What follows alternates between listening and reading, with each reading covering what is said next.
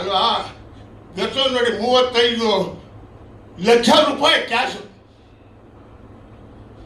ಕೊಡಿ ಸ್ವಾಮಿ, ನಾನು ಪಿಕ್ಚರ್ ಮಾಡಲ್ಲ, ನಿಮ್ಗೆ ಪಿಕ್ಚರ್ ಮಾಡೋಕ್ಕಾಗಲ್ಲ, ನೀವು ಜೈಲಿಗೆ ಹೋಗ್ಬಿಟ್ಟಿದ್ದೀರಾ, ಜೈಲಿಂದ ಬಂದರೆ ನಿಮ್ಮ ಜನ ನೋಡಲ್ಲ.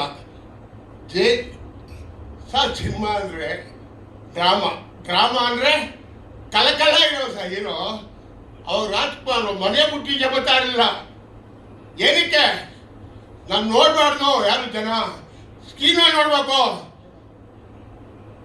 ಆಚೆ ನಾನು ಯಾರು ನೋಡಬಾರ್ದು. 100 ರೂಪಾಯಿ ಕೊಡೋದು ಎತ್ತಿ ಬಂದು ಸಿನಿಮಾ ಥಿಯೇಟರ್ ನೋಡ್ಬೇಕು ಅಂತ ಕಾಯೋದು. ಬೀದಿಗೆ ಕುಣಿತಾರೆ ಹೀರೋಗಳು, ಬೀದಿಗೆ ಹೀರೋಗಳು ಕುಣಿತಾರೆ. ಯಾರಿಗೆ ನೋಡ್ತಾರೆ ಥಿಯೇಟರ್ ಬಂದು ಸಿನಿಮಾ? ಮಾನ ಮರ್ಯಾದೆ ಬೇಡ ಅವ್ರಿಗೆ. ನಮ್ಮ ಹತ್ರ ದುಡ್ಡು ತಗೋತಾರೆ, ಅಲ್ಲೋ ಟಿವಿ ದುಡ್ಡು ತಗೋತಾರೆ. ಏನ್ರಿ ಅದು ಅನ್ಯಾಯ? ಅಥವಾ ಸಿನಿಮಾ ಮಾಡಲಿ, ಹೋದ ಸತಿನೇ ಹೇಳ್ತಾ ಇದ್ದೀನಿ, ಈ ಸತಿನೇ ಹೇಳ್ತಾ ಇದ್ದೀನಿ. ಅಥವಾ ಸಿನಿಮಾ ಮಾಡಲಿ, ಅಥವಾ ಟಿವಿ ಹೋಗಿ ಕೂತ್ಕೊಂಡು ಬಾಚ ಹೊಡ್ಕೊಂಡು ಕಿಸ್ಕಿಸಿ ಅಂದ್ಕೊಂಡು ನಕ್ಕೊಂಡು ಅದು ಮಾಡಿಕೊಂಡು ಇರಲಿ. ಸಿನಿಮಾ ಮಾಡಿ ಪಡೆಯೋರು ಯಾಕೆ ಹಾಳು ಮಾಡ್ತೀರಾ? ಯಾಕೆ ಹಾಳು ಮಾಡ್ತೀರಾ?